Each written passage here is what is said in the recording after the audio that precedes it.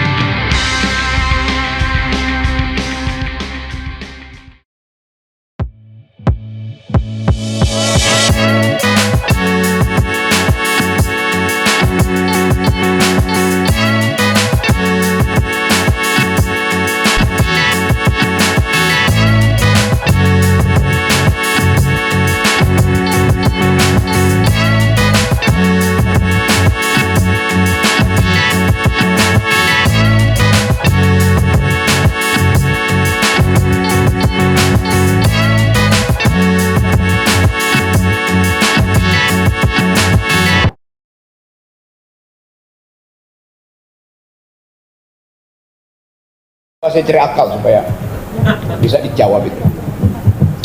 Negeri ini didesain atas basis kemajemukan. Karena itu dalilnya adalah karena kita majemuk maka diperlukan persatuan.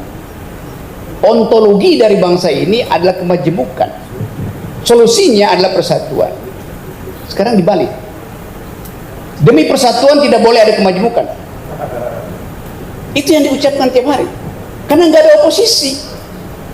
Padahal sebetulnya politik yang bersih datang dari teman yang jujur. Datang dari musuh yang jujur, bukan dari teman penjilat. Di sana isinya penjilat. Jadi kalau kita bikin kontras, KIB dideklarasikan atas dasar tadi kata Habil tadi, atas niat luhur untuk menghasilkan perubahan. KIB atas niat luhur, KIB yang di sini, KIB yang di istana itu atas niat luhur.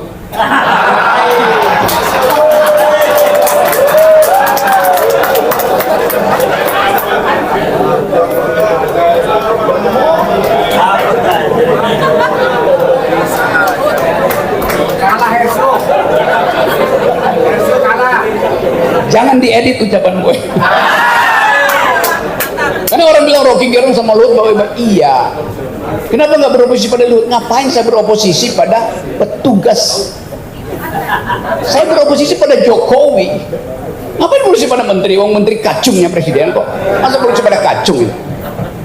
Dasarnya begitu kan? Presiden Jokowi yang bilang tidak ada keputusan kebijakan menteri, yang ada keputusan kebijakan presiden. Jadi Luhut dapat 30 dia jabatan itu karena keinginan presiden, gampang aja. Jadi ngapain marahin Luhut? Ya marahin presiden dong. Kan dealnya di situ tuh. Oke, saya balik lagi tadi bahwa bangsa ini pernah dihidupkan dengan aura wangi demokrasi itu. Orang bertengkar di konstituante pakai buku, nggak pakai komik. Kita tahu. Pada pemimpin-pemimpin kita di awal itu, mereka yang mungkin nggak lulus SMA tuh, tetapi dia tune in dengan global ideas. Semua pemberitaan dari dunia di awal abad 20 mereka paham apa yang terjadi di Eropa, bagaimana nasi mulai merambat melalui sistem demokrasi, melalui sistem hukum. Jadi jangan dianggap bahwa otoritarianisme itu datang karena pemimpinnya bengis. Bukan. Karena rakyat terpukau dengan retorik itu. Itu yang pertama diucapkan oleh Hannah Arendt, filsuf yang lari dari Jerman pindah ke Amerika. Dia tulis buku Thinking in the Dark Age, berpikir bahkan di dalam era kegelapan. Kita dalam era kegelapan, ditutup percakapan publik, semua talk show IATA itu dihalangi itu. Rocky Gerung nggak boleh bicara di situ. Jadi apa yang terjadi di sini? Sementara presiden bilang kita nggak melarang siapa-siapa. Oh iya, tetapi kekuasaan yang merambat perlahan melalui relasi-relasi bisnis itu menghalangi demokrasi. Nah, kita merubah itu supaya kita pastikan bahwa ada wangi baru di dalam republik ini. Wangi di sini ada wangi yang busnya samar-samar. Wangi itu disebut wangi kalau dia samar-samar. Kalau dia terang-terangan itu artinya yang pakai parfum itu norak. Dia mau bius kita dengan kalau saya bertemu dengan perempuan samar-samar wanginya ada, saya tahu dia bermutut. Karena dia tahu cara menyemprotkan parfum. Saya terangkan sedikit ilmu parfum itu. Kalau Anda punya parfum itu di dalam parfum ada butiran alkohol. Fungsi alkohol adalah mengantarkan butiran parfum itu tiba di epidermis kulit itu. Karena itu mesti dari jarak supaya alkoholnya menguap sebelum yang parfum itu tiba di kulit. Kalau alkohol tiba di kulit, terbakar kulit itu, maka baunya bau singit. Saya bisa perempuan yang berdekatan dengan parfumnya mewah betul, tapi saya tahu Anda salah pakai. Karena Anda semprotkan langsung. Karena nggak mau rugi. Padahal justru merugikan estetika itu. Saya paham parfum. Sama seperti paham korupsi. Jadi teman-teman, saya ulangi tadi. Kita lagi ada di dalam upaya untuk menghirup kembali wangi demokrasi yang udah dies menurut para peneliti asing. Jadi kita hidupkan harapan bahwa Anies ada parfum demokrasi yang masih samar-samar, tapi justru dalam kesamar-samaran itu dia menarik perhatian para pemilihnya. Jadi sekali lagi ini forum untuk kita pastikan bahwa kekuasaan sudah sedang berakhir, the beginning of the end. Dan kita ingin pastikan bahwa kalau terjadi kecelakaan, tuntutan kita pertama, Anies mau nggak memimpin perjuangan politik di luar sistem elektoral. Di situ ujian utamanya, di luar sistem elektoral. Jadi kalau orang bilang politics is the art of the possible, seni tentang yang mungkin. Kalau yang mungkin dihalangi, rubah prinsipnya. Politics is the art of attacking the impossible, melawan yang tidak mungkin. Itu dasarnya kita berpikir. Jadi sekali lagi keinginan kita adalah menghasilkan kembali Indonesia yang berpikir, menemukan kembali harkat kita sebagai warga negara di dalam kebebasan. Satu quotation yang bagus dibuat oleh Albert Camus, seorang pejuang demokrasi dari Aljazair. Dia bilang begini, freedom is not a gift from a state or a leader, but a possession to be won every day by the effort of each and the union of all. Kebebasan itu bukan hadiah dari kepala negara atau seorang pemimpin, tapi hak yang harus diperjuangkan setiap hari dengan kehendak bersama dan dengan kemampuan bersama. Itu dasarnya. Jadi kita berkumpul di sini untuk merayakan tibanya kemerdekaan, tibanya keadilan. Terima kasih.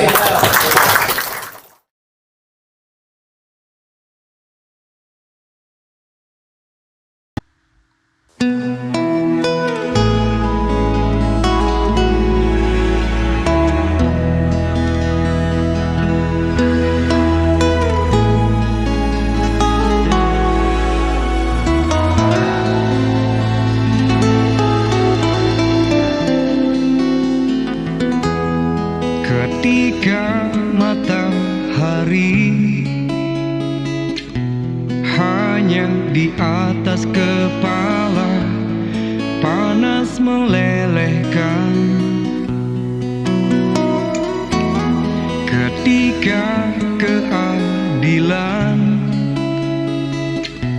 akan ditegakkan di hari akhir zaman,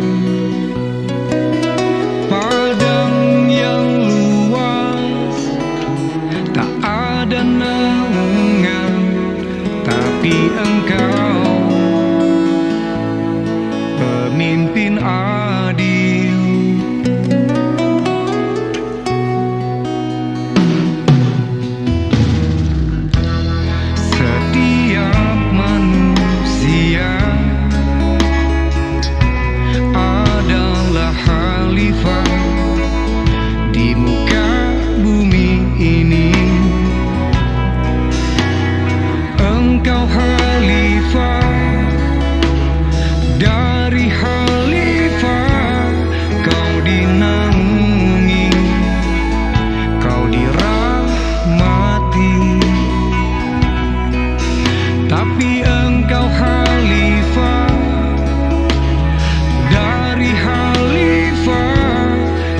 dinaungi, kau diselamatkan.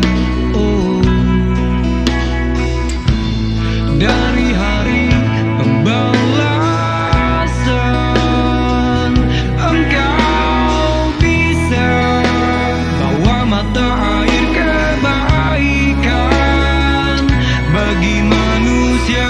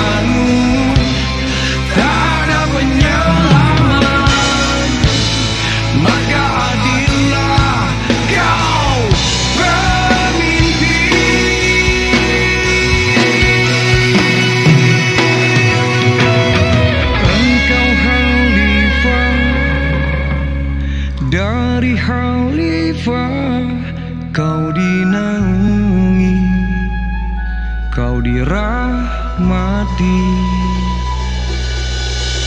Tapi engkau khalifah, dari khalifah kau dinaungi, kau diselamatkan.